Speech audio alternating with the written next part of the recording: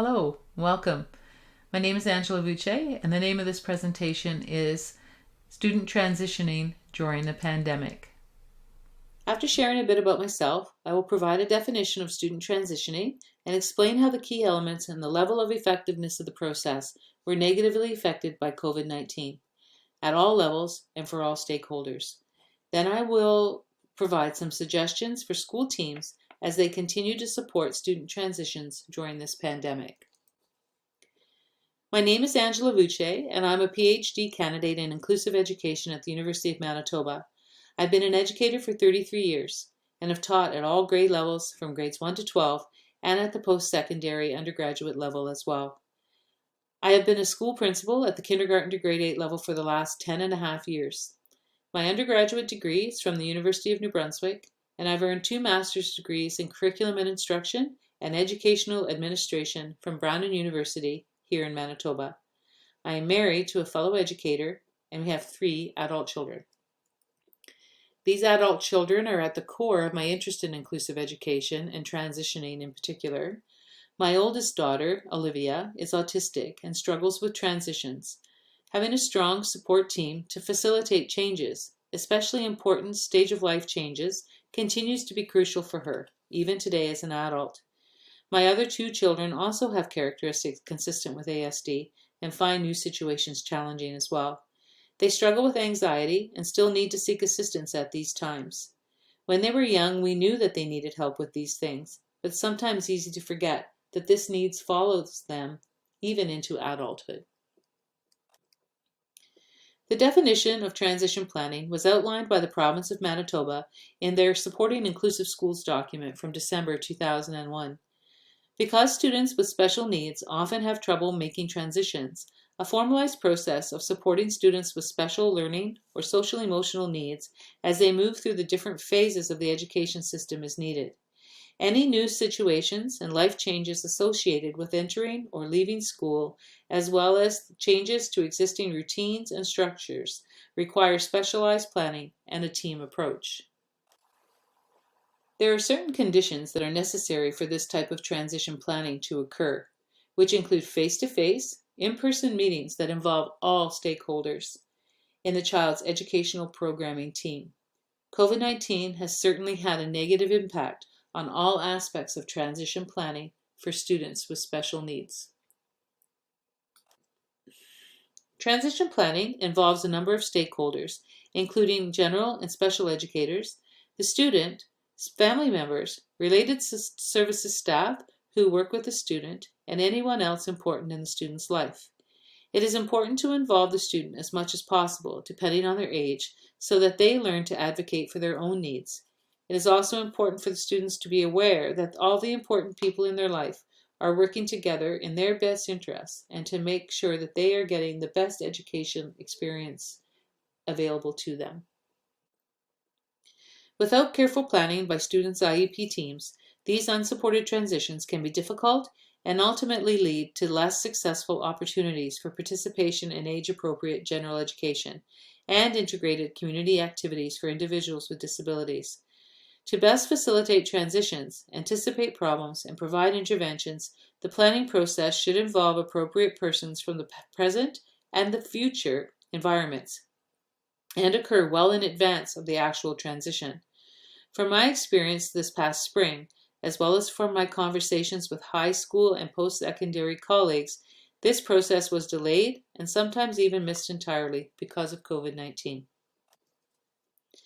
This diagram illustrates the different stages of education that require transitional support for students with special needs and their families.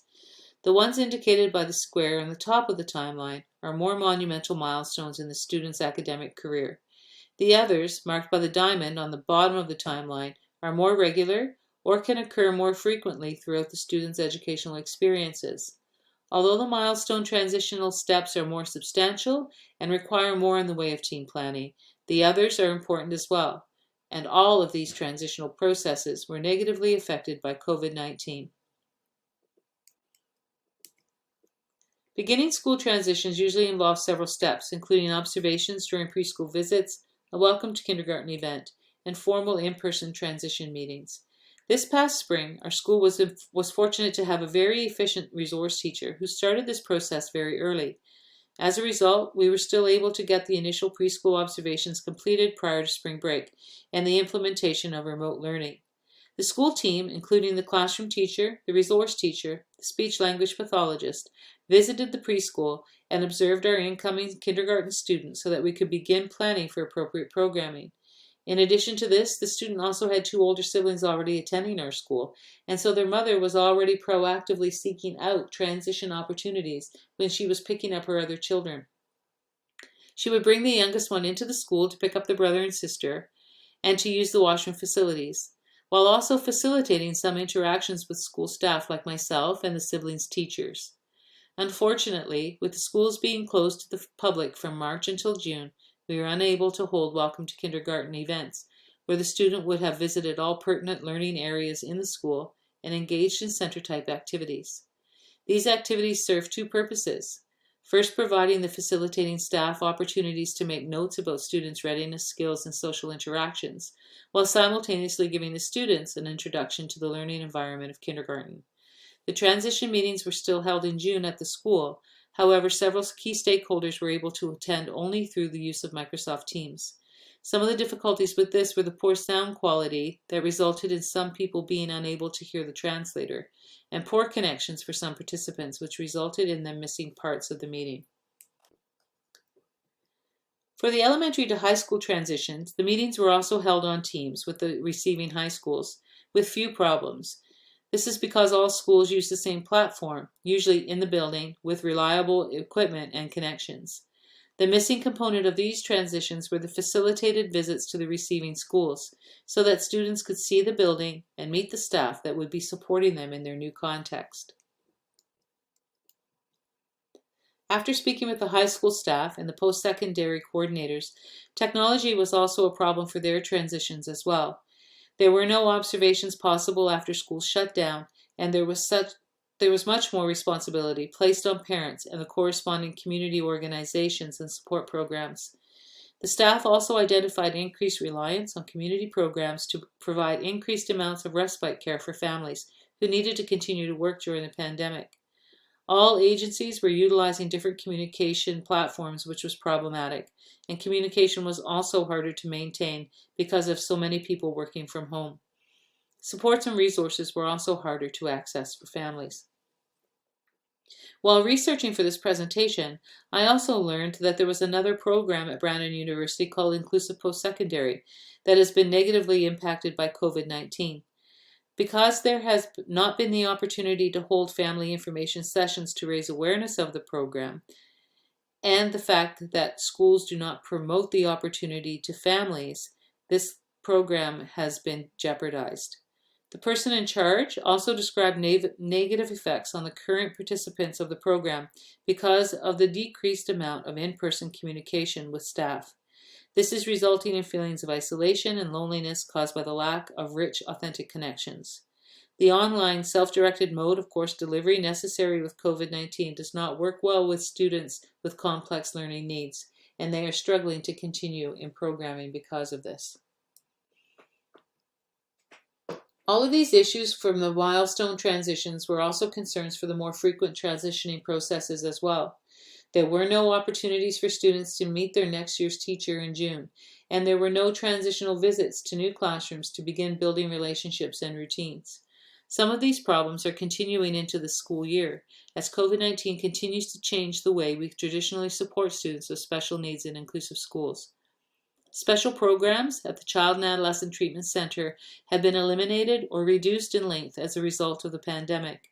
These programs usually involve regular meetings between school stakeholders and program staff, but there was only one meeting for our student who participated this fall, and only after he had already returned to school. In summary, student transitioning prior to COVID-19 was a collaborative, face-to-face, proactive process intended to provide supportive transitions for students and their families. During the pandemic, these transitions have been delayed, incomplete, more impersonal, and have involved less effective communication between stakeholders. There are also ongoing issues related to transitions as our school year during the pandemic continues.